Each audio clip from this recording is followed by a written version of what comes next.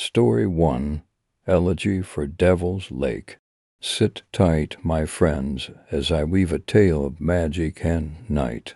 Let the fire burn low, and let the wind howl through the ridges of this lake as the muses sign unto me, and the night speaks with my voice. There was once a young man who lived, worked, slept, and ate along the ridge of a great, dark lake, Devil's Lake, in which he fished and drank.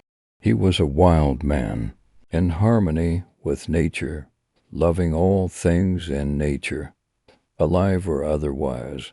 But nature was not in harmony with him. The men lived in peace with the world for many years, each day and night the same as the last, but one night was different.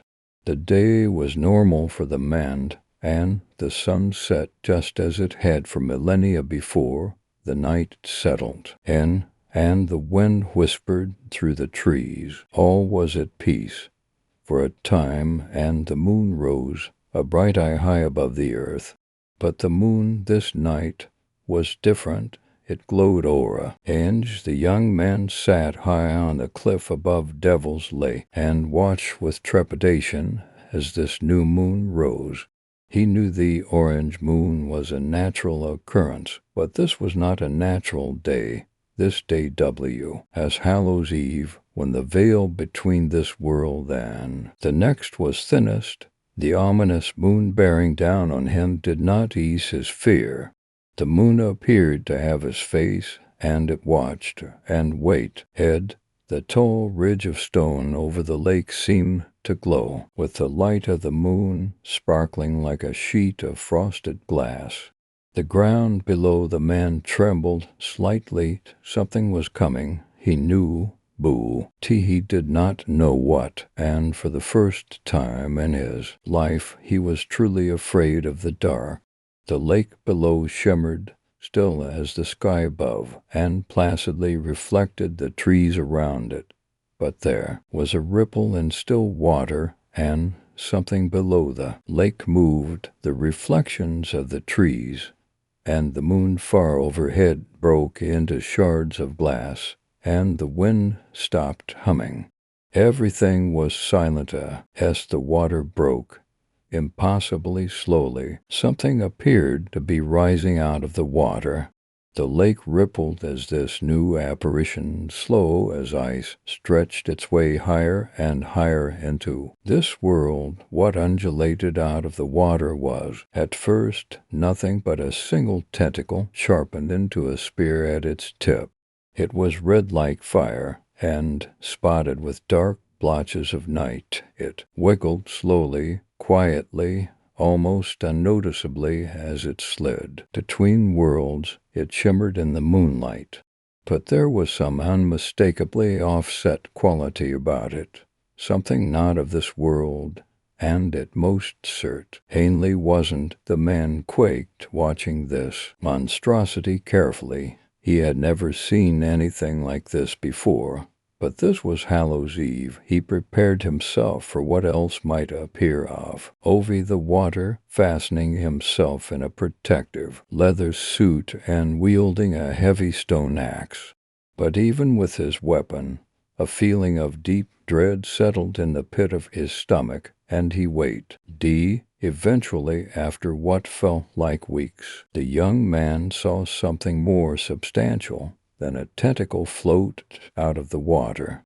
It was, at first, nothing more than a red lump as the base of the tentacle. The base, too, was covered in patches of nothing. Then the mass grew, and space itself seemed to spread apart, to create a void for the beast to pass through. The young man saw that creature rising out of the water had 10,000 eyes. The eyes were intelligent, large, and a deep yellow.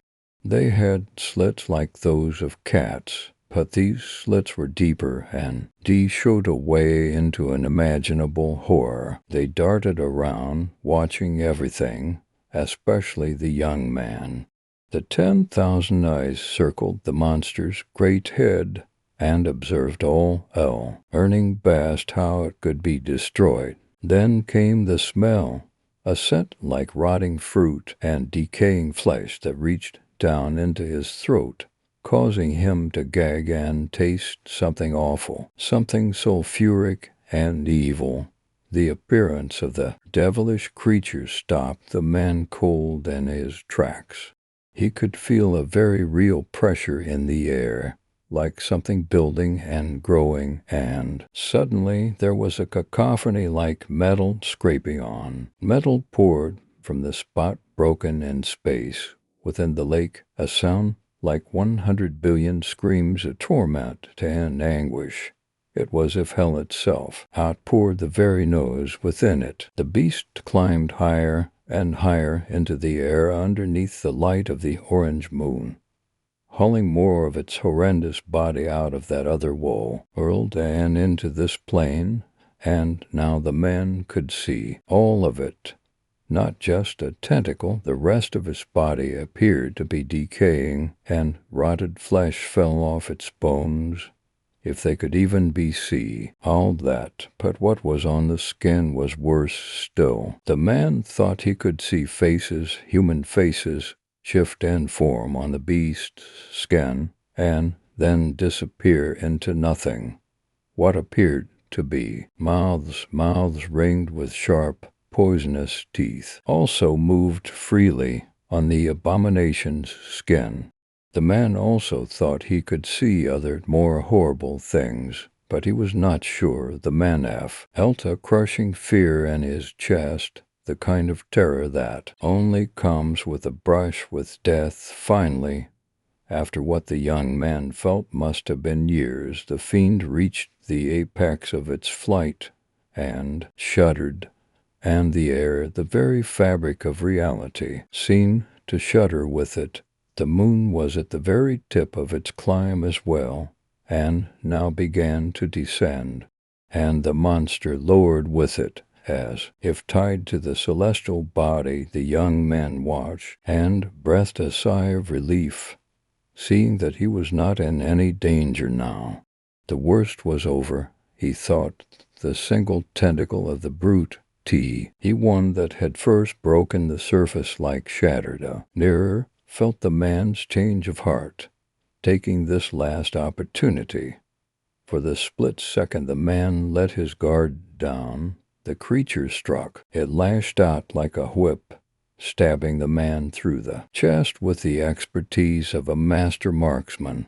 The young man choked on blood as his eyes grew wide with horror, looking down to see a lava-red tentacle impaled through his chest. The man's blood splashed carelessly onto the rock cliff, poisoned by the creature's filthy skin. The tentacle relaxed and pulled out of the man's body. The young man fell to his knees as his life seeped away, slowly saturating the stones he sat upon. 'Tis gasped through the blood in his throat, and his eyes watched the demonic atrocity as it slid still now beneath the still waves of the lake. One of its great eyes flicked around one last time, terrible fury reflected within, but also a great mirth. It did not have the opportunity to get fully into this world, but it was able to send something else, and the man died quietly, his last breaths gurgling in his own blood. Quietly, quieter than the grave, the beast sunk back into T's lair, but in its last moments in the world above, it watched its handiwork come to life, and it laughed a deep, evil laugh. The blood of its victims slowly began to gather in one spot. Like a ghastly bubble, the gory mass of poisoned blood grew and swelled until it finally burst with a single, definitive blast. The forceful pop released hundreds, perhaps thousands of small droplets of tainted Buddha into the night. A droplet landed near the man's glazed eyes and began to change. It was no longer blood, but now the same color as the Leviathan that had birthed it. it swirled and spun on its axis until it became solid and open, revealing a single yellow eye.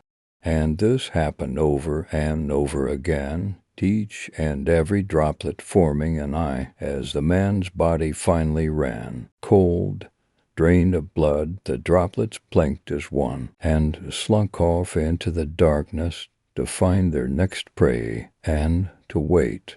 And nature watched impassively as the man's body slowly decomposed over many days, and the rocks and trees grew around him. He became part of the earth that he loved, but the same cannot be said about his blood. That is a different story. It is said that sometimes, on some nights when the moon is full, if one stands in just the right spot on the cliff at Devil's Lake, one can see a ripple when no wind has blown. The lake quivers as if something massive beneath its surface is waiting, watching for an opportunity to surface. And on some Hallows Eves, when the orange moon coincides with that dreaded night, it is spoken that one can see a red tentacle arise from the water to this very day, patiently awaiting a new chance to stretch into this world. The times haven't been right yet, but someday they will. It's only a matter of waiting, and it is always a matter of waiting. The blood and the beast are patient. The eyes are growing in number as they find more sources of nourishment. Just how many there are today is impossible to tell, and they are too small to ever be noticed, the size of a drop of blood, but more dangerous than any weapon. They may be in your house, and you will never even know. They are out there in the darkness. The young man died alone on the ridge, and the earth reclaimed his body as its own. No one has spoken of him since, but all this has been recorded faithfully by the omnipresent night, the watchers in the darkness, and all this I can tell you. But let it be a warning, the night does you no harm. Do not be afraid of the dark, be afraid of what lurks within it. Story 2. The dark of the deep. The pod hit the surface of the ocean with a thump, sending a wall of white water high into the air and splattering the onlookers with a cold shower of droplets. Drive Hunter could just about hear the muffled cheers and 500 claps of the people on board the Cattiana. He made his final checks to make sure everything was in order and that the air locks were functioning, and then began his descent. He took one last glance at the Cattiana and his fellow colleagues on the deck before being swallowed by the ocean. He had waited a long time for this moment, hours of research and struggling to convince the committee for research funding. He had spent 18 months preparing everything needed for the voyage, from locating the best spot for the dive to putting together a crew for the boat. It wasn't a cheap project, but if all went to plan, he would become one of the first people ever to see the infamous giant squid in its natural habitat.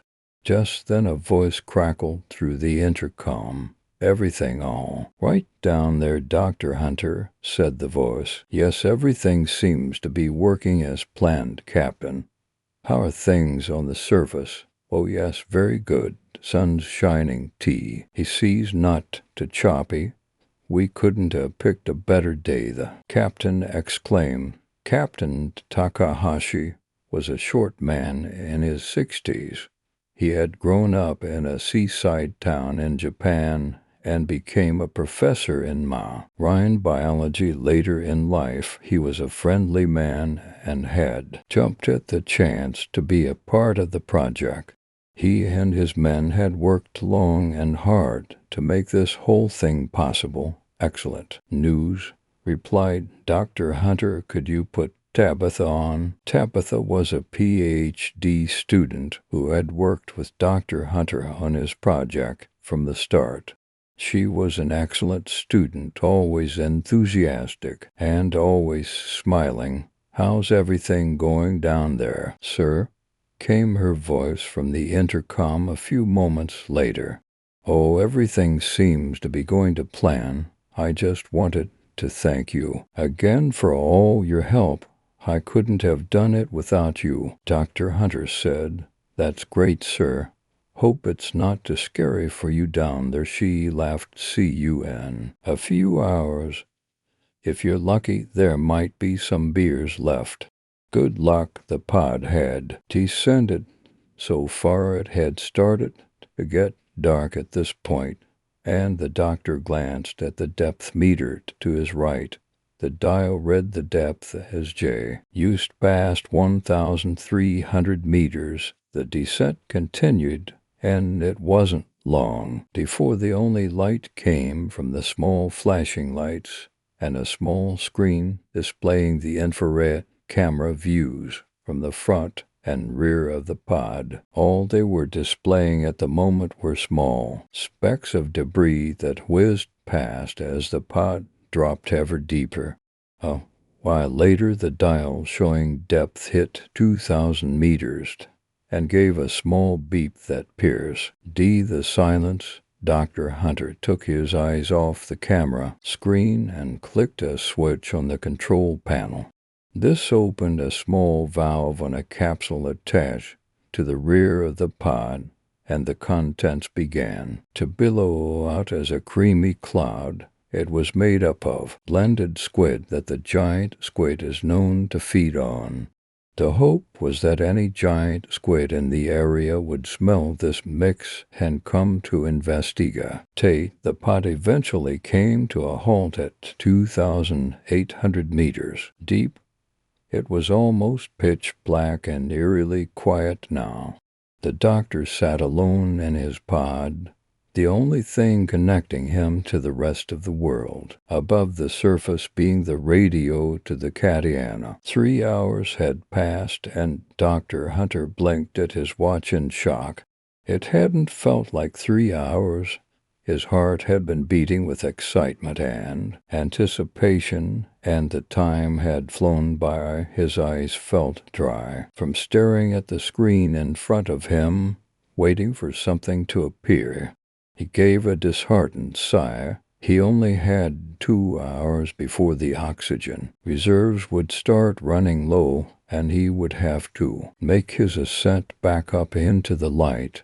He was beginning to lose hope of seeing a giant squid in the wild. All this work, all this preparation, for nothing. He dreaded rising to the surface and seeing the disappointed faces of the people aboard the Catiana. He rubbed his eyes.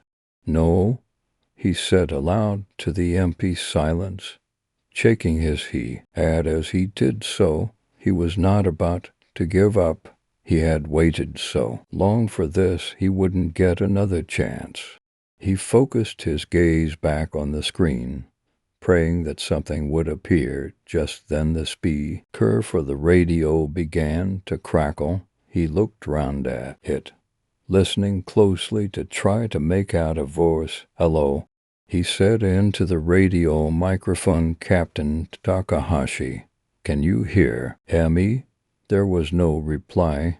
The radio just continued to crackle. Perhaps it could not receive signal this deep down. It should be able to. It cost enough, he thought to himself. The crackling began to get louder and louder until it was almost unbearable. Then, just as suddenly as it started, it went silent.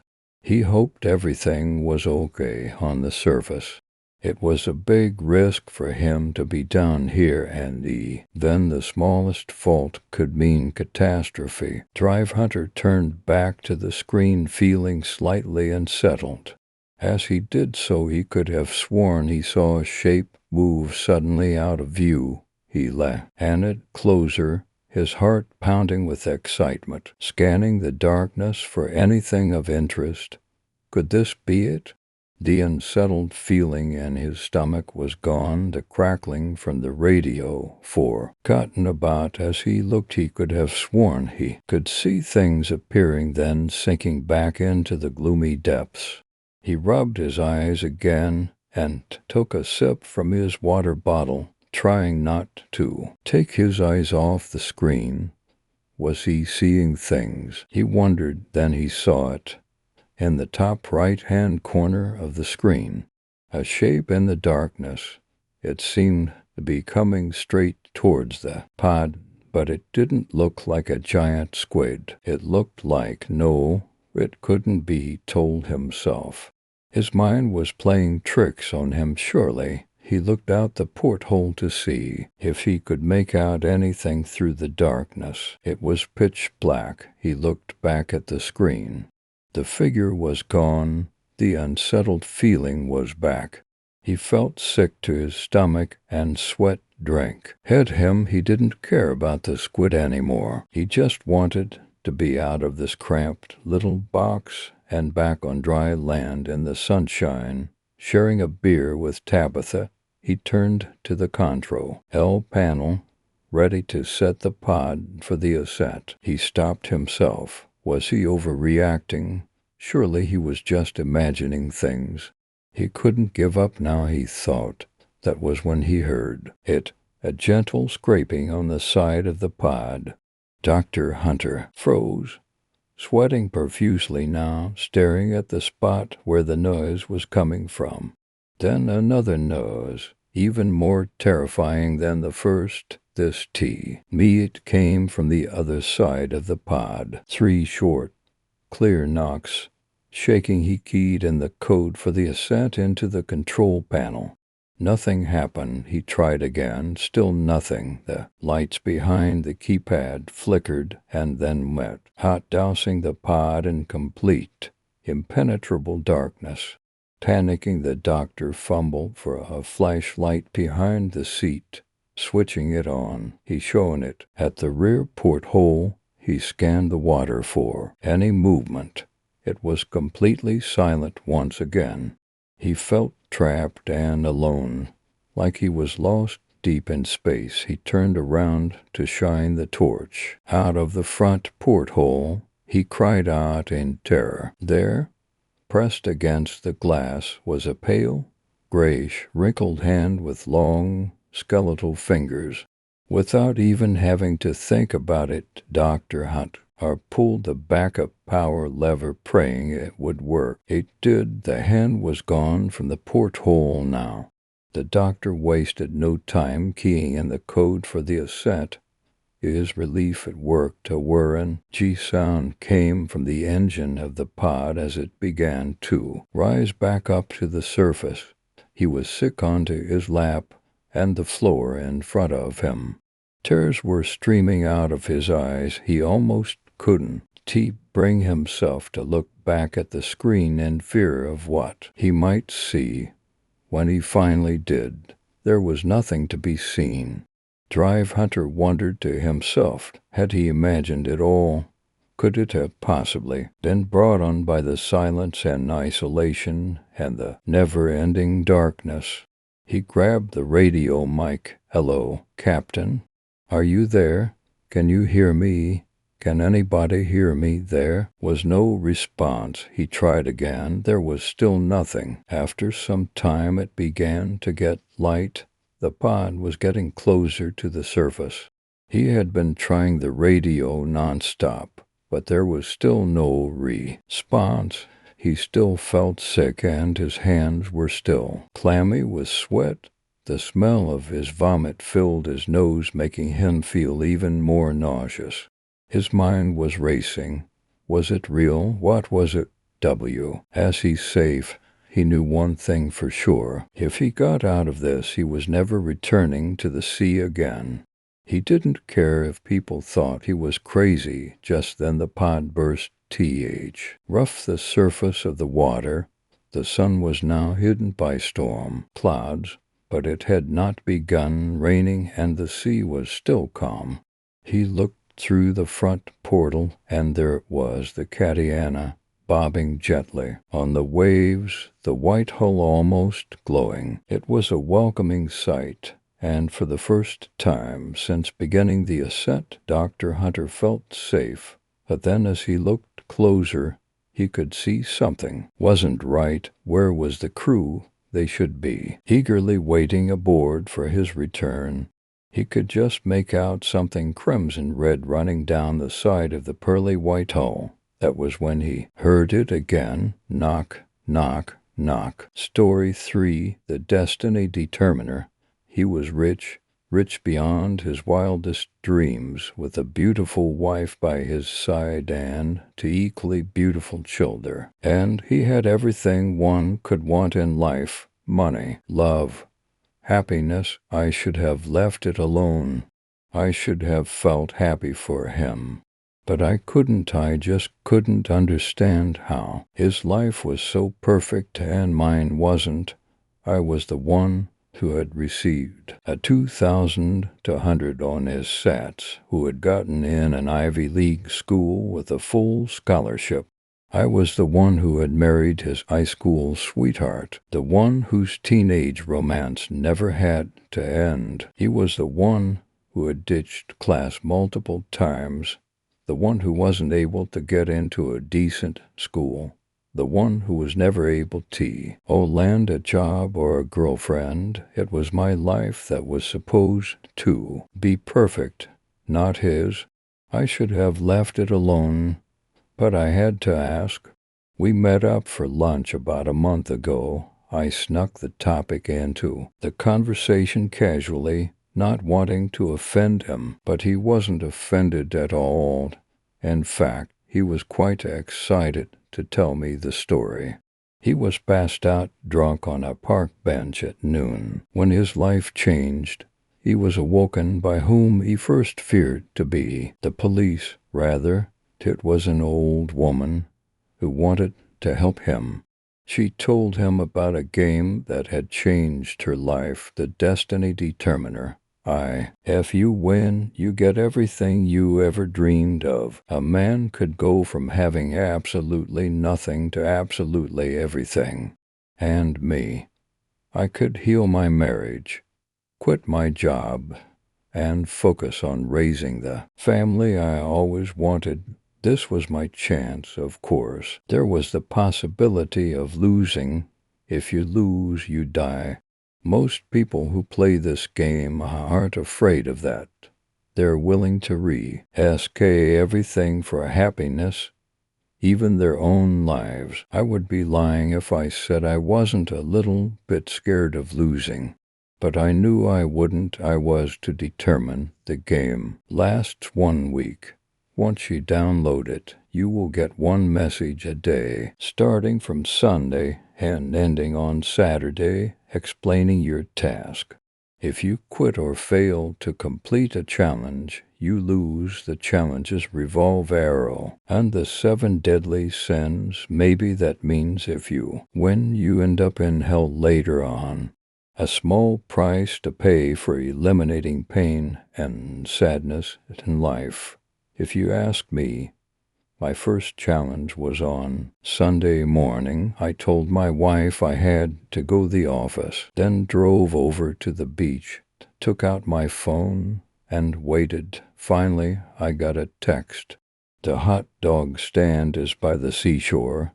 Eat till you cannot eat any more. Gluttony. Simple enough. I bought hot dogs, enough to feed a family of 5 at a barbecue, and ate.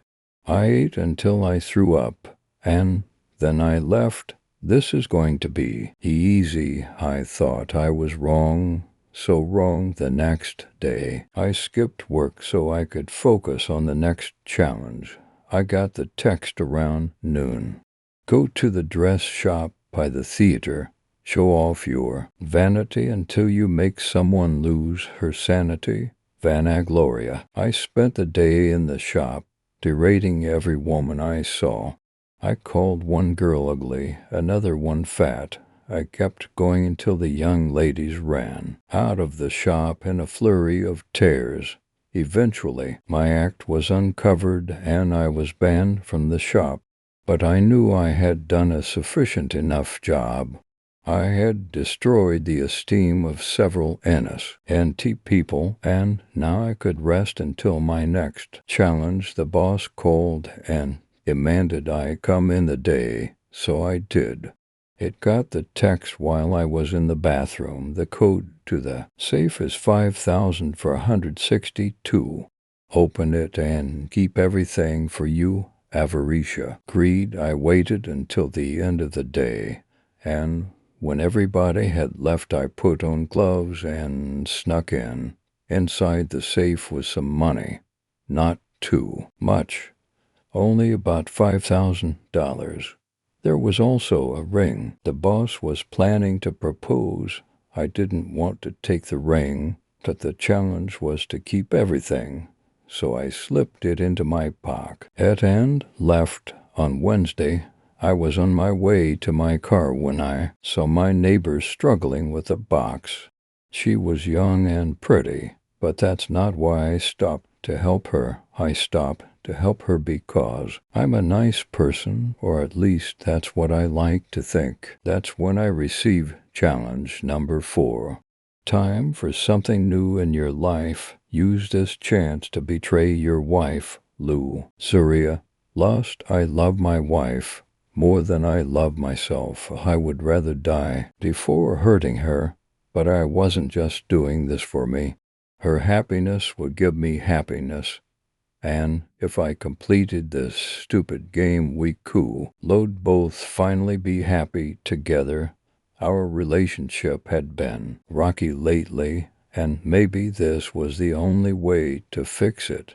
It was easier than I thought it would be. It looks like silver foxes are my neighbor's type. Thursdays are my day off, and my wife and I always go out, and so I had no excuse to go and complete my challenge.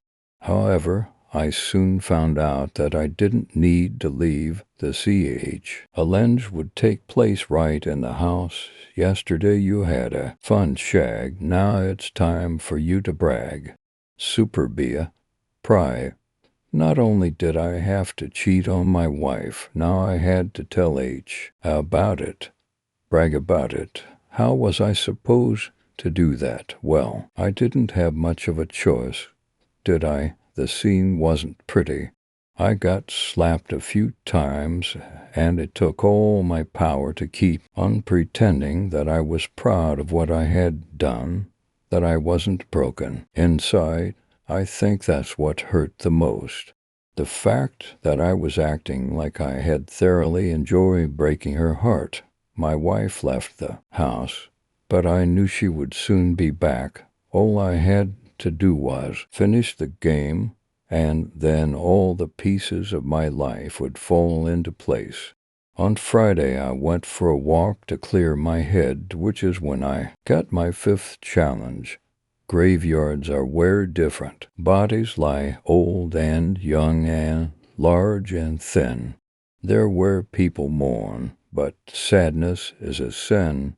Tristita, sorrow, this time I not have to commit one of the sins. I had to stop someone else from committing them. Going into that graveyard and criticizing all the people who'd come there to mourn the loss of their loved ones was difficult. I yelled at a woman kneeling over her son's grave and called her pathetic.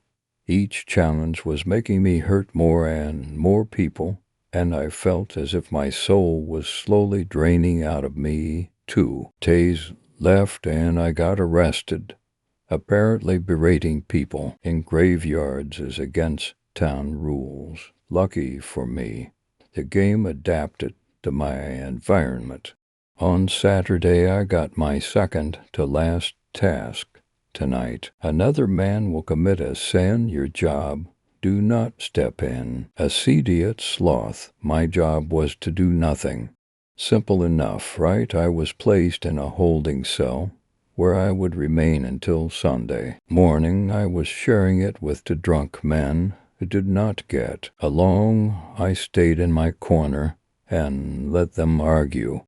I figured at night they would go to sleep and it would be over. I was wrong. One of the men had made a shiv, and, when the argument heightened, he stabbed the other man with it. Repeatedly, I was in the position to stop him. I was larger than both of them. I could have easily grabbed He shiv and wrestled him to the ground. I could have saved a life, and I would have if it weren't for the game.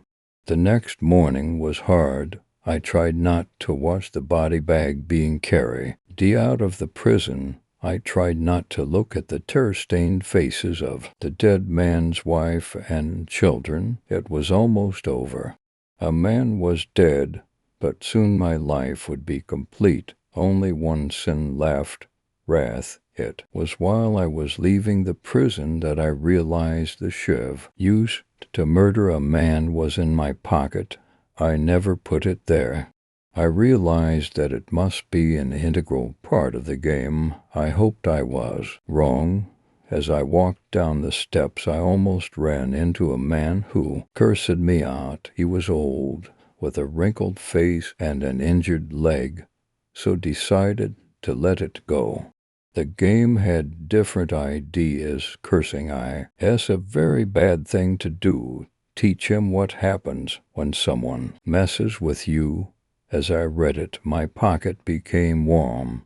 I knew what the game wanted me to do, but this was where I crossed the line. I could criticize people, hurt innocent strangers, hurt my wife, even let someone die at the hands of another.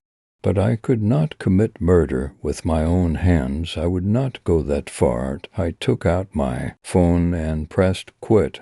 I waited for death to come. Maybe it would be painless, and I would just collapse. I doubted they would let me go that easy, but one can hope. Like I said earlier, that was a month ago. You're probably wondering why I'm still alive. I quit the destiny determiner. I should be dead, shouldn't I? I guess you could say I found a loophole. I made a deal. I would document my story, the story of what happened to me, with a cursed pen, and then I would share it. And once the eyes of an innocent reader registered these words, they would automatically be enrolled into the game they would be forced to play. I traded my life so that they, whoever they are, could get multiple new players. My life is far from perfect. I lost my job, my wife, my Friday, endly reputation, but I'm still alive at least. Whether you will be as lucky, however, remains to be seen. Good luck with the destiny determiner. Cite Karinat, story 4, the 5 of them. Beware, boys and girls. Beware Bree Woods. It is no place for such young children. Monsters are lurking in its shadows.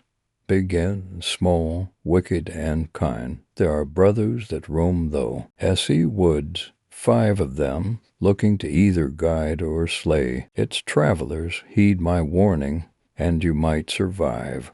Don't, and your death is almost certain. At the threshold stands the oldest, the harvester, the wisest and meekest of the brothers, who towers over all manner of man or beast, yet is more gentle than the morning dew. Perhaps you know of the harvester who breaches the woods at dusk, who tills the fields as we sleep, and returns before the break of dawn. Yes, the harvester has brought good fortune to our land, but do not be deceived, children, for he offers no protection. He dares not cross his brothers, has not his brothers him, a blood bond that must never be broken between them. All he offers is his wisdom and guidance, for that is all he can give before you part ways. But take his words to heart, and never forget, for the other for beasts are not as kind. Beware your surroundings, little ones, for the fiercest brother pursues you, the talker, lurking in the trees and shrubs, hunting the prey that roams its woods. Yes, beware the stalker, for he shows no mercy. like the lioness that watches over her cubs, or the hornets and bees that protect their hives. He thrives on an abominable aggression fiercer than hellfire. When I was young, we knew little of these beasts, believing them to be just that, beasts, to us, mindless and animalistic in their nature, and our actions were in accordance as such. My father gathered many of our men for the hunt, setting out to slay these monstrosities. At plague our people, I am still haunted by their lamentations that faded into the night, embraced by my weeping mother, who sought to shield me.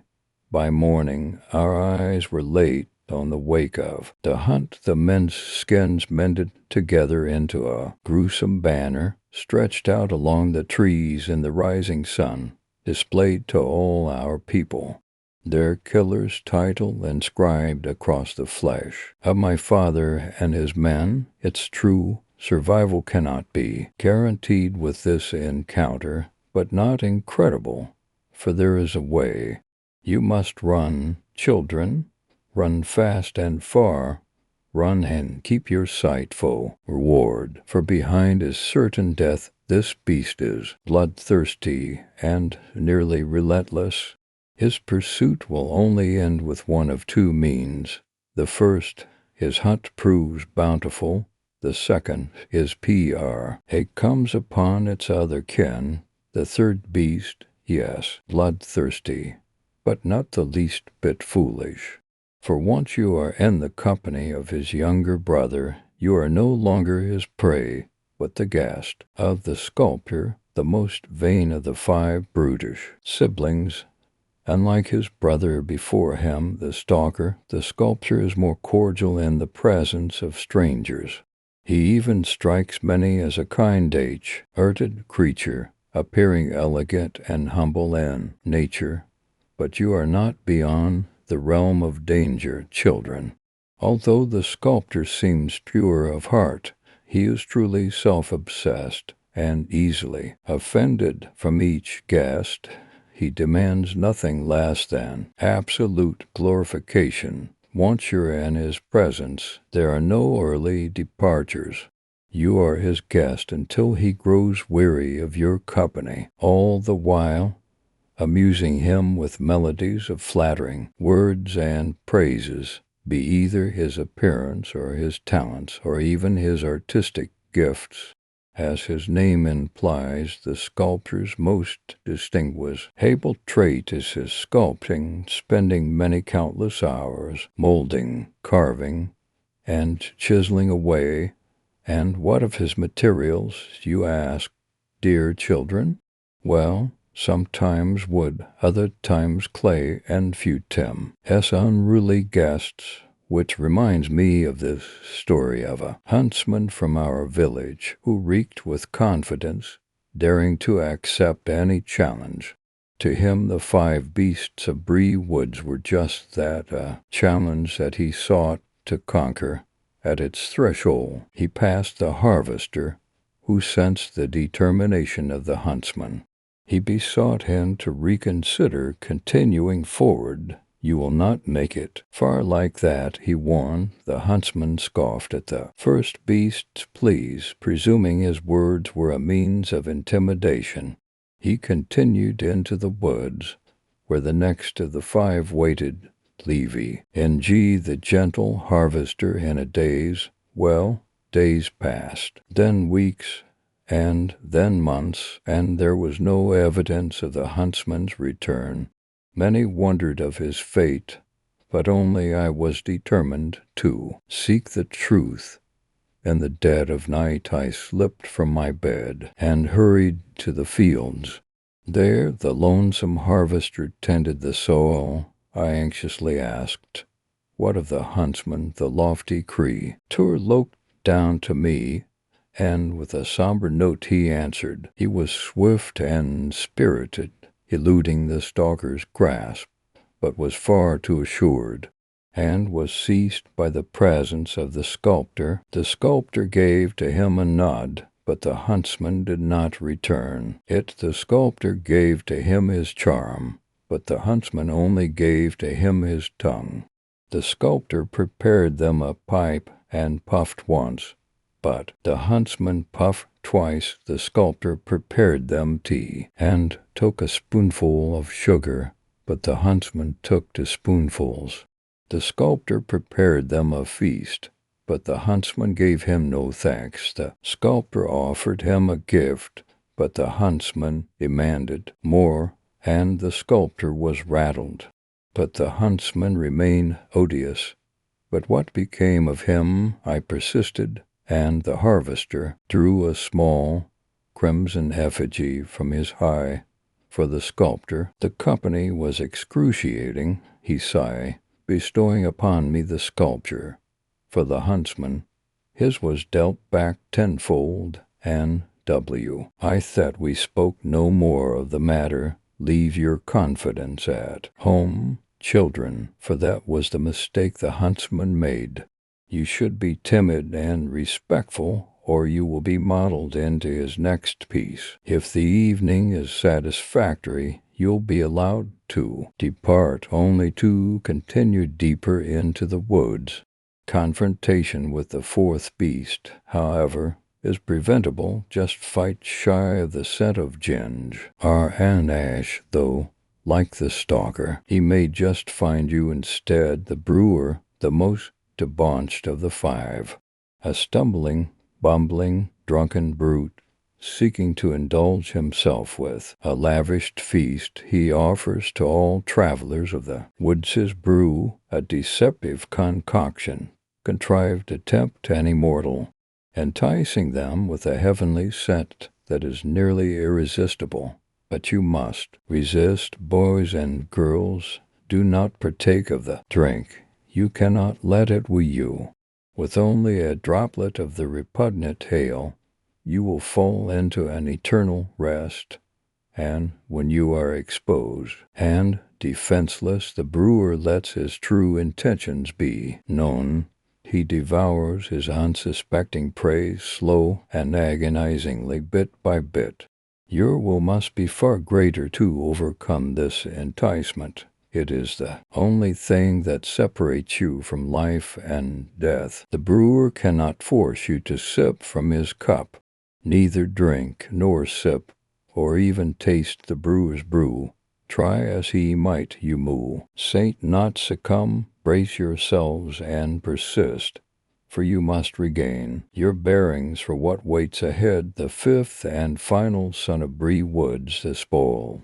With laughter like sobs and sobs like laughter, he kitters along the forest floor like vile vermin, driven by a tormentful desire for what others possess. He will do anything imaginable to acquire them. The brat of Bree Woods stalks its wanderers, knowing what is most precious to them at that moment. He will give you only one chance to decide, with only 2 options to choose from. You can surrender what he demands willingly, and he lines leave you to escape the woods, or you can choose to refuse, and he will relieve you of it in death.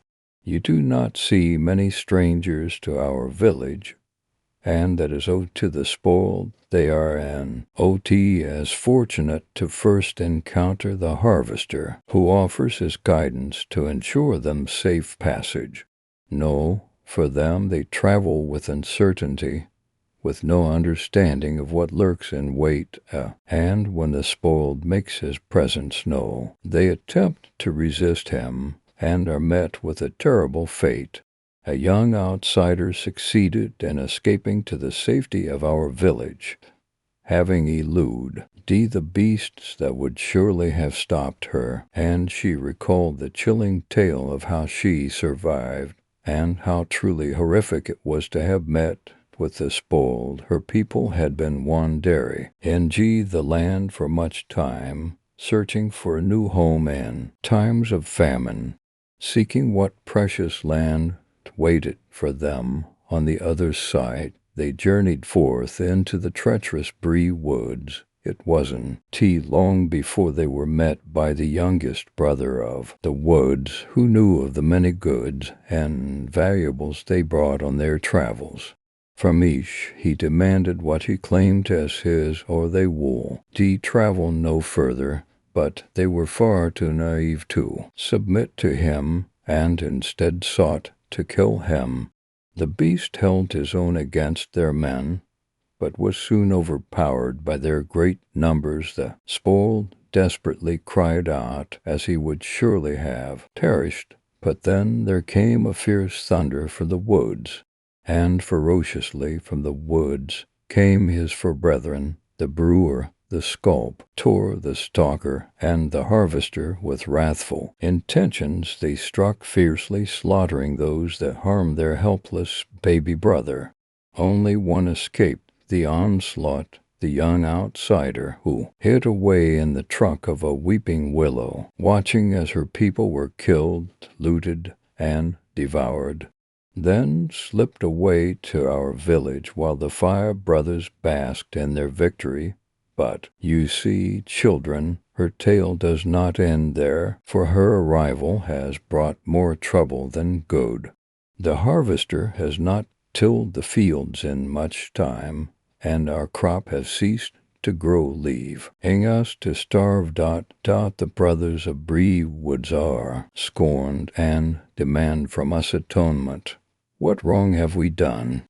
We have stolen that which belongs to the spoil. Tonight, children, we will atone for our sins, and we will return what we so foolishly have taken. Tonight, sweet children, say us a prayer, for tonight we must go into the woods.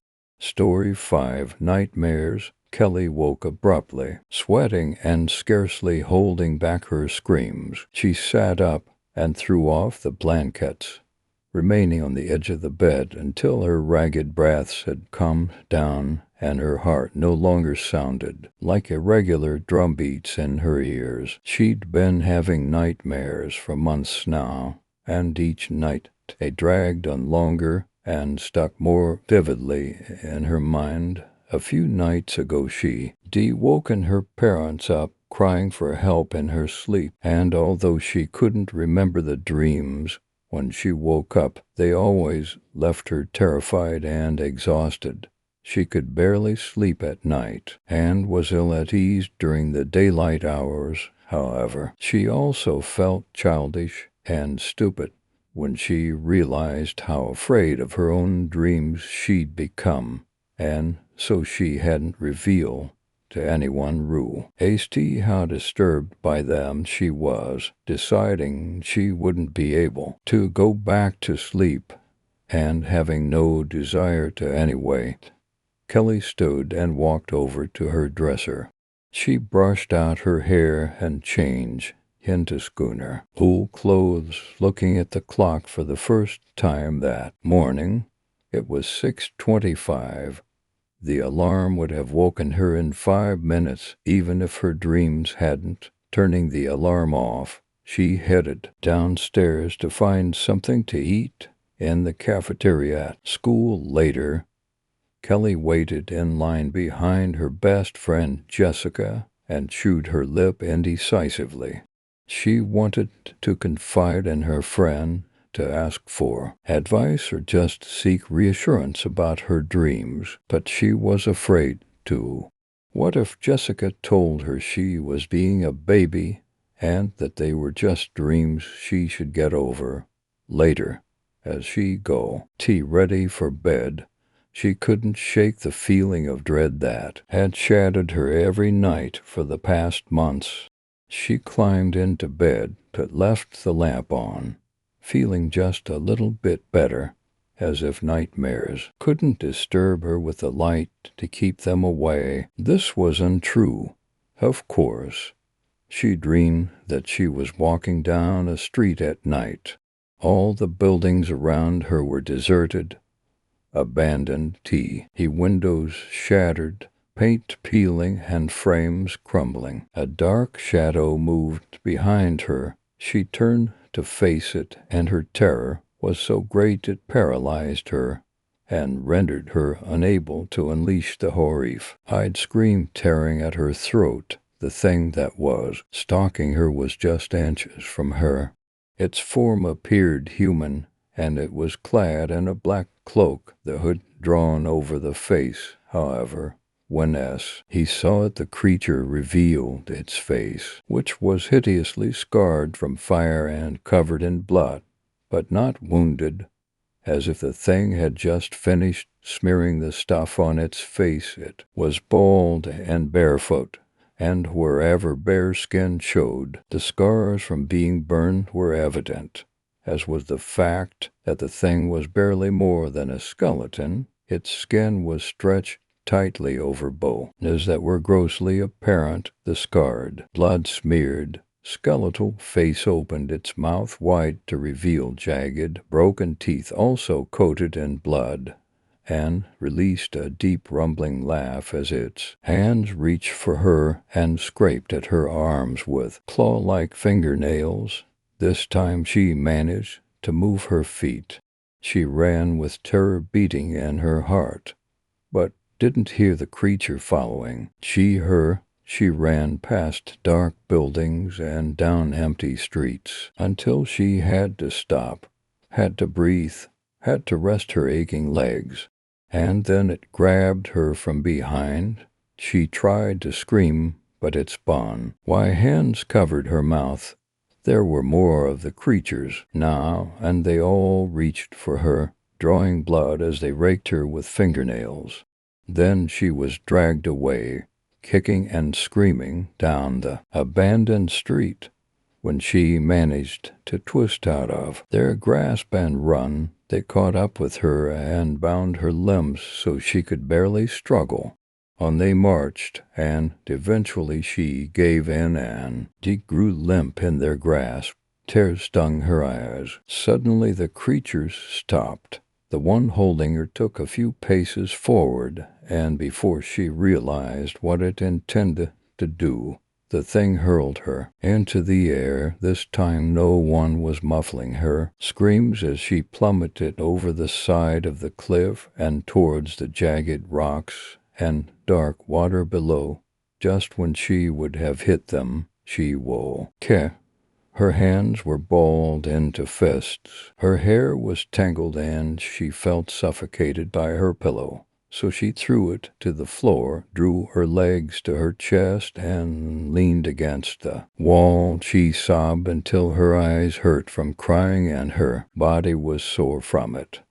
Only then did she allow sleep to claim her once more. But this time there was darkness, for which she was grateful. She did not dream again. The next night was worse. It was a repeat of the previous dream, only with some alterations. This time, after she was thrown over the cliff, she hit the swirling black W and felt the pain of it like a giant slap. She'd missed the jagged rocks, but felt herself sinking deeper and deeper, with no way to free her limbs from their binds as she struggled in vain, and water invaded her mouth and nose, choking her. Blackness crept over her vision, and she awakened in terror. Asterisk, asterisk, asterisk, asterisk, asterisk. Kelly could no longer sleep. She had lain awake in bed the previous night, exhausted beyond belief, but refusing to fall asleep. The next morning she rose and dressed for school, but her actions were those of a robot. She was so tired that she barely noticed what she was wearing and didn't taste her breakfast, nor did she feel the cold rain outside or hear the conversations of other kids on the ride to school. By lunch hour, her friends had definitely noticed her unusual quietness, how red and puffy her eyes looked, and how she stumbled through her classes half asleep. When she sat down to eat, she felt sick to her stomach and picked half-heartedly at her food. All she wanted to do was curl up and sleep. But how could she with nightmares to torment her mind and physically exhaust her? There was a new kid at their table today. This fact did not immediately register in Kelly's mind, but when it did, she felt a slight spark of interest. When Jessica introduced him as Don's friend Chris, she was compelled to introduce herself and engage in a short conversation. She didn't miss the relieved glances Jessica passed to all her other friends and realized that she'd basically ignored them the past few days due to her prolonged fatigue and depression. The next day she scrambled onto the bus and found a seat in the far back. She knew that her physical condition was deteriorating. Her eyes had dark circles underneath them, and they were constantly bloodshot. She'd lost the battle against sleep and had woken close to screaming a few times now. She began to doze as the bus made its rounds and woke suddenly to find C.H. Riss sitting beside her. For a moment she stared at him, disoriented and upset that she had been woken from the only dreamless sleep she was likely to get for a while. "Kelly," Chris began. She waited expectantly for him to continue. "I know you haven't been sleeping," he told her. "Or more importantly, I know why you haven't been sleeping. I have nightmares," Kelly whispered hoarsely, hugging her bag to her chest. "I can't remember most of them, but they wake me up every night, and I can barely sleep. For a while I tried not to, but I was too tired, I know. Ellie, I had the same dreams." She looked at Chris in astonishment. "What do you mean?" "I mean you're not the only one. And your dreams aren't going to stop until you do something about them." "What can I do? They're terrible, but I can't make them go away." "Here," Chris said, handing a folded piece of paper towards her. "This is an incantation for protection. If you remember to say it when your dream begins, it will drive the creatures away." She unfolded it. One word was written across the paper in a foreign language. "It's very simple to remember," Chris told her, "but also powerful. It means surrender. It will make the dreams end." Desperately grasping at any means to end her horrified dreams, Kelly, unfortunately, placed her trust in Chris. Little did she know his would be the last mistake of her life. That night, sleep came slowly. She didn't feel tired. She was charged with fearful anticipation. When she found herself in the dark, deserted street once more, Kelly stood her ground and tried to focus her thoughts. It took her a moment to remember the most vital piece of information. She was dreaming. She was dreaming, and she must stand her ground when the creatures came. She must remember to say the word that would drive them away. When the wraith-like creatures appeared this time, with salivating dogs at their heels, she did not turn and run. Instead, as he faced her foes and tried to keep calm as he drew breath to utter one word, emboldened, she suddenly screamed it at them. The creatures stopped dead. The dogs whined and glanced at their masters, as if in search of permission. Then a gaping hole broke wide beneath her feet, and Kelly was plunged downward through scorching hot air. Down, down, until thud she smacked into solid ground. Pain floor hid through the side of her body that she'd landed on, and she realized she lay upon a huge slab of smooth black stone. She spun around frantically, searching the underground cavern for an exit. Why wasn't she waking up? Chris had said he'd told her. He'd promised that she would awaken after facing the creatures. And then she saw him sitting on a throne carved out of the same kind of stone she'd landed upon. Two cold, dark eyes stared down at her, A spiked crown sat atop his head, and between his fingers he held a razor-sharp spear. A wicked grin broke across his face as the unmissed, a cable Greek god Hades rose to his full impressive height and answered her unspoken question. Yes, Kelly, your friend Chris has betrayed you, and you are now enslaved to me forever. You why? Lines never again awaken. Story 6. The Lico. I was always close to my uncle, even if I was too young to truly know or understand him. He was a military man for the whole time I knew him, and usually told the most batshit crazy stories you could imagine, but they were never exaggerated or made up. He was in Desert Storm and came back telling us about all the things that were over there. We were positive he was making up the part about the camel spiders, but the Britannica said my grandparents had proved it to be true. He talked about how big they were, how fast, and skin-crawlingly ugly, and nightmarish they appeared. He also made sure, too, he wasn't really in action. He was near a few bomb blasts, but not really in conflict at any time. He was a member of the intelligence community and mostly made his way as someone who translated and studied regions, maps, and, well, aside from that, I'm not sure. There was a lot he wasn't able to talk about. On his home from his final tour, there were some considerable casualties, and the damage done to his fellow soldiers was pretty horrendous. While getting his paperwork together to get out, he saw a man on a gurney. The man was lying on his back, sobbing uncontrollably, holding his head in his hands. The blanket covered what was once legs, but now only to uneven stumps. It'll be okay. You'll be fine, he reassured the soldier. That isn't what I'm worried about. Of course, I'll survive, the soldier snapped back. I was supposed to be heading home, but now I'm stuck here in this shithole. They told me in this condition to transport me would take the place of two people. I'm stuck here until the next transport.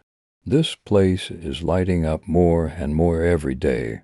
My uncle swallowed hard, sizing up the man and the situation. His decision wasn't an easy one, but he felt it was the right one. He gave up his seat to let the wounded soldier go home. My uncle was there when the soldier was being transported away, about to head out of the hellish war zone and back home. God bless you, he had told my uncle. I suppose God was too busy. He was prepared to stay there in place of the wounded soldier, but admittedly relieved when he was told he wouldn't need to stay behind. Instead, he was to be moved to Poland. His charity had at least gotten him away from the desert. His new job was to brief those incoming soldiers as to what they were about to walk into and get the new intelligence members up to speed. A minor detour on an otherwise smooth-sailing trip home.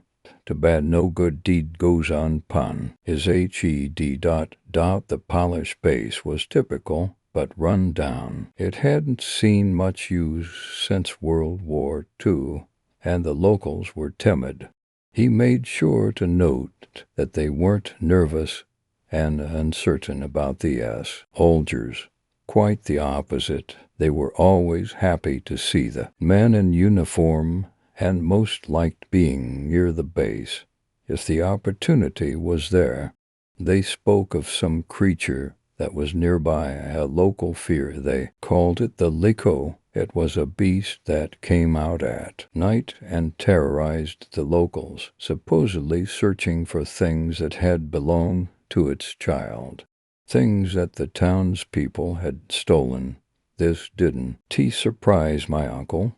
He'd heard plenty of local horror stories, and the reputation that the polished people near the base held was one that was less than flattering. He'd assumed this was a way to keep the youth in check and prevent further theft on base and off. While out walking one night, he saw something that would forever change his life.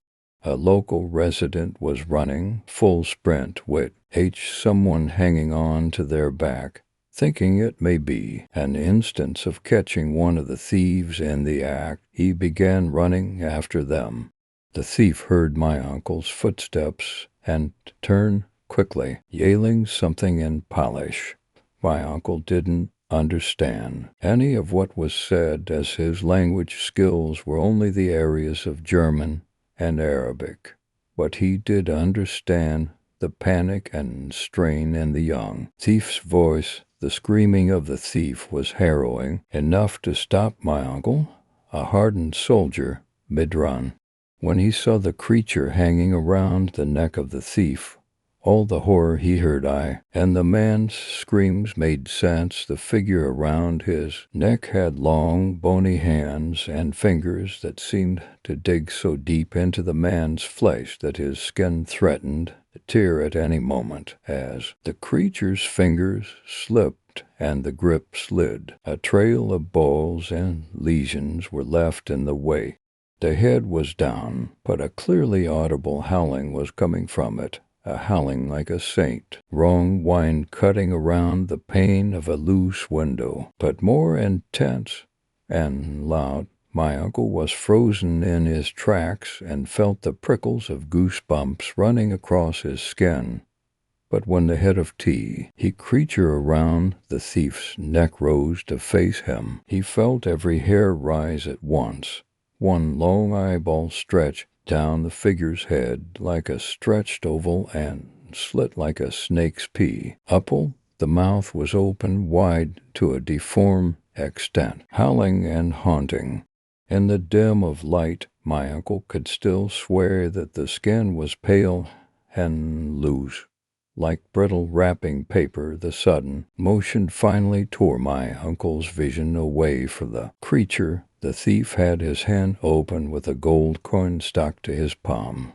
The man made continual throwing motions with his hand opened, but the coin didn't budge, as if fused to his flesh. The creature watched the wordless exchange between the man and my uncle, and slowed the howling and released the thief, and seemed to drift off into the air, being swallowed by the darkness of the night. My uncle was still reeling from the impossible horror he'd just seen when the thief ran to him, still speaking Polish, not quite yelling any more, but speaking rapidly and frothing at the mouth. He took my uncle's hand and began rubbing his hand, the one with the coin, against my uncle's palm, still speaking wildly and nodding, tears streaming, and a forced smile. He began to understand, but as he was about to take the coin, the creature, the Liko,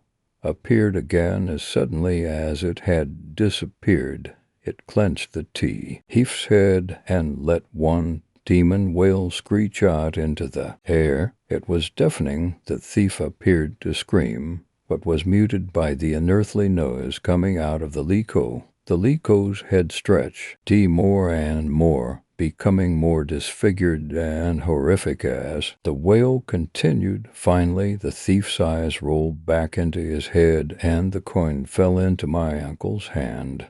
The lifeless body of a thief fell back, someone through the Liko, and to the ground. Motionless, the creature stood in silence and stared at my uncle, not so much at him, but through him. He wasn't sure how long he stood and stared before the shock wore off enough to let his body run, and run he did, back to the base, back to MP, harder and faster than he thought he possible. The MP building wasn't far from W. Here this had just happened, but in his horror and desperate run, he still felt as though his muscles were pumping napalm. DMPS saw that he looked as though he were in serious danger and quickly rushed to his side to support him while others ran to the door to see what he was running from. "Where the hell have you been? Didn't you hear that?" He finally managed to choke out, but they didn't. The night had been silent and normal somehow. The deafening screams, the yelling, none of it had been heard by another soul. "What's that in your hand? Looks like an old AM. Eric and Con." One of the MPS mentioned. My uncle finally looked down into his hand and saw the coin he'd found, an American $5 gold coin. He shook his head quickly and told them of the body he'd found. The dead Polish man, the body was there, but the autopsy revealed it was nothing more than a blood clot in the brain. He'd sworn himself to never telling anyone what he'd seen for fear that they'd think he was crazy. He was always pretty level-headed in my eyes. Granted, I didn't know him long. He died when I was young. He drowned. It was unusual considering he was always in great shape and was an excellent swimmer. But people drown, I suppose, in his will. He left us all different things, including a nice jewelry box for my grandmother. She died recently, lived a full, long life while cleaning up and dividing her things. I ended up with her jewelry box. I thought it might be worth a few bucks. There was a hidden compartment at the bottom of it, though, covered in felt. It had an old, worn-looking gold coin. I thought it was great at first and kept it. But then I noticed how loud the wind has been at night lately. I'm not a superstitious guy, but I had this nagging dread way, and I'd look at it. I kept hearing my uncle's story again and again, so I sold that damn coin to one of those recycle your gold places. They told me it would be for other things, boiled down, and used with other metals to make gold earrings, class rings, even part of the gold flecks on some video game cartridges. Anything they can make a profit on. Really, they only need a little gold to me. X with other metals to get that gold-like appearance. I made my cut and they'll make theirs, and that was that.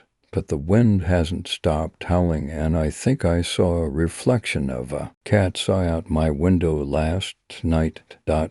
Story 7. The Slenderman? There it is again. What is that thing? I can't take this anymore.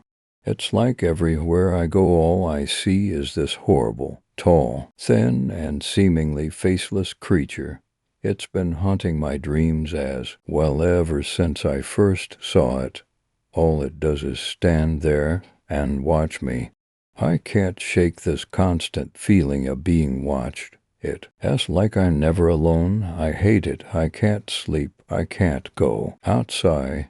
And I can't function as a normal person anymore without it being there. I done a lot of research on it the last couple of days, Googling what I can best describe it as. All I could remember was it being an impossibly tall, thin man. I say impossibly because no human could be that height and that thin. It's just not deemed natural. I tried my best to remember its face. I figured that would help narrow the search, but there wasn't one. I have no memory of seeing this thing's face. It was always just a blur.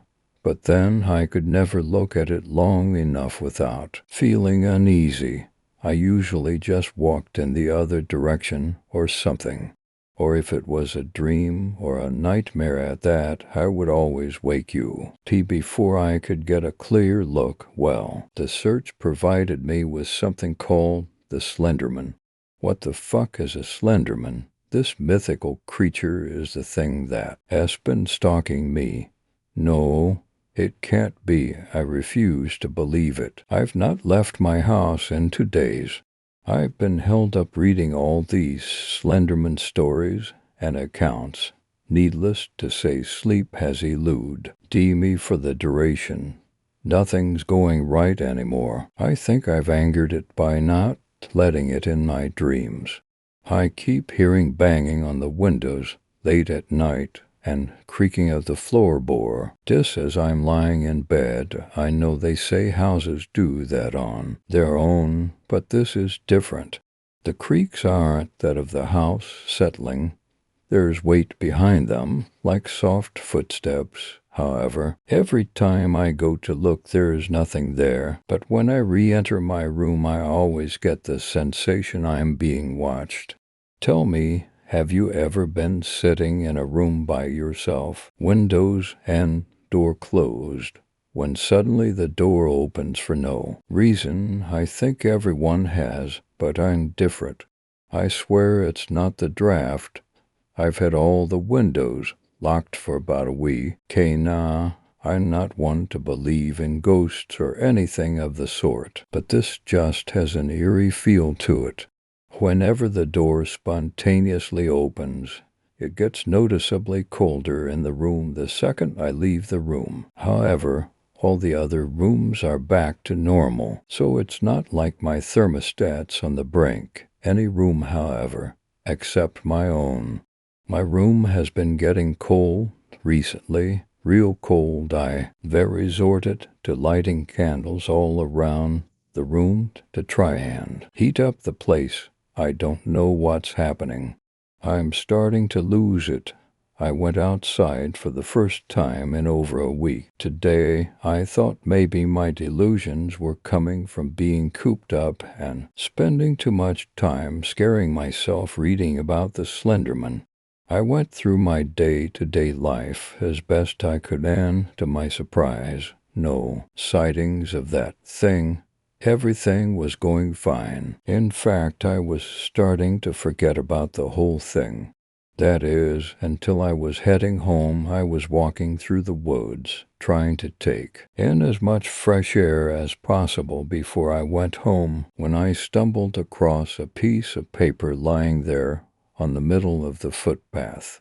I'd normally have just written it off to be some litter left by someone, but it was crisp white. It looked like it had been carefully placed there no longer than perhaps 20 minutes ago. I picked it up and turned it over. It was a drawing of the thing, the Slenderman. A very crude sketch depicted him with the words nitrogen monoxide, nitrogen monoxide, nitrogen monoxide, nitrogen monoxide, nitrogen monoxide, nitrogen monoxide, nitrogen monoxide scribbled down the sides of the page. As I tried to decipher the page, the clouds quickly darkened, turning to a heavy black. I best get home quick before the rain hits, I thought to myself. Now I'm home, sitting staring at this fucking picture, going out my mind trying to figure out just how it got to where it was, thinking about how new it looked and wondering what sick fuck drew this and left it there for me. I'm just gonna go to bed. I'd be as well to get some sleep. ISW. Hear that picture's cursed. Slenderman was in my dream again last night. It seemed so real. I was lying in my bed in the dream, and I had woken up and seen him standing there in the corner of my room. I tried to scream, move, do anything, but I couldn't. I lay there, frozen in fear, wondering what would happen. He just lifted his arm and stretched it a good 10 feet to the headboard of my bed and rested his hand. I say hand, but they didn't feel like hands, more like tendrils over my eyes, and I went back to sleep. When I woke up, there was nothing. What a fucked up dream. Oh, and D, you know what else has been happening since I brought that picture home? My electronics have been fucking up. My laptop shuts down on its own, even with full battery. My TV randomly turns to static. My phone keeps getting no reception, along with the opening of doors, the constant sound of footsteps at night. You get the picture. I'm burning it tonight. I'm taking out the back and setting the fucker alight. No, no, no, no, no, no, no, no. This can't be happening. I watched that get burned last night. I took that piece of paper outside last night and watched it burn. How can it be back? What kind of twisted bastard would put a duplicate copy through someone's mailbox? This really isn't funny. I can't even phone for help because my electronics won't stop acting up, and I'm too paranoid to leave the house. I don't know what to do. Things are getting too much to cope with now. Day after day, more and more of those damn pictures keep coming through. Nothing works in the house, and I keep thinking I am seeing him in the house. Whenever I leave the room, I think I catch a glimpse of him in my peripheral vision, or in the corner of a mirror I pass by. It's drivy. NG means sane. Has this thing really invaded my home? If so, there's no safety to be had. If it can get me here, it can get me anywhere. Doesn't mean I won't go down without a fee. Kitty though, okay. I've locked my doors and all the windows and took enough food and water from the kitchen to last me about a week. I'm going to hold up in my room for as long as possible. I don't feel as safe outside, nor do I feel safe in my own home. This is my last resort. I know he's got something sinister in store for me. I just know it. Why else would he go to such lengths to scare me to the brink of my sanity? Well, I barricaded myself in my room for now. Nothing's getting in here without my say-so. It's getting late. I'm going to try and get some shut-eye. Shit. What was that? I swear I heard something move. It must have, because it woke me up. This is no ordinary footstep that I heard at the beginning of all this. Oh no, that was a loud and deliberate thud. It must be messing with me. The Slenderman knows I'm here. I would get up out of bed to turn the light on, but there's no point. He's been messing with the electrics. I lay here scared out of my mind, staring into total darkness. I know this sounds crazy, but have you ever seen a darker shade of black than normal? Like when you're in a dark room with only a little light and everything casts a shadow. But some shadows seem darker than the others, I swear, even though I am currently in near blind darkness. That corner is darker than the rest. It's the same corner that was in my last nightmare. It's like the darkness is moving. My night vision is getting better now. I can see in a little more detail. Oh no, no, no, no, no, no, no, no. I can see the outline of a man form in that corner, a really tall, thin man. It looks like he's wearing a suit. Oh God, it's him. He's here just like in my dream. I lay here, frozen in fear, wondering what's going to happen. He lifts his arm and stretches it across my room and over to my head. He rests his hands. No, these aren't hands. These are tendrils on my forehead. I thought about grabbing his arm and trying to push away, or getting up out of bed and trying to break down the door, but something told me there's no use. Nothing would help me now. His tendrils grew in length and snaked down my entire body, slowly wrapping themselves around me into some sort of blackened cocoon. Before I could scream, the blackness reached my face and covered my mouth. As it enveloped my head, the last thing to be covered was my eyes, which were firmly shut the whole time I decided to open them. One last time, I looked directly up, and he was there, standing directly over me, looking down. That was the last thing I saw before the darkness claimed me. Although he has no face, I swear he seemed to smile.